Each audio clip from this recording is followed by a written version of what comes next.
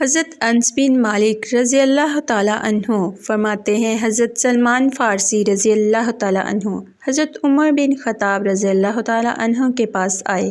حضرت عمر رضی اللہ تعالیٰ عنہ تکیہ پر ٹیک لگائے ہوئے تھے۔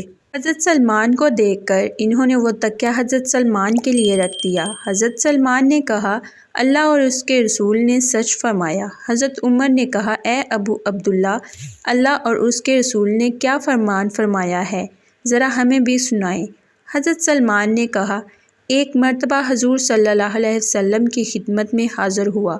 آپ صلی اللہ علیہ وسلم ایک تکیہ پر ٹیک لگائے ہوئے تھے۔ آپ صلی اللہ علیہ وسلم نے وہ تکیہ میرے لیے رکھ دیا، پھر مجھ سے فرمایا، اے سلمان، جو مسلمان اپنے مسلمان بھائی کے پاس جاتا ہے اور وہ میزبان اس کے اکرام کے لیے تکیہ دیتا ہے تو اللہ تعالیٰ اس کی مغفرت ضرور فرما دیتے ہیں۔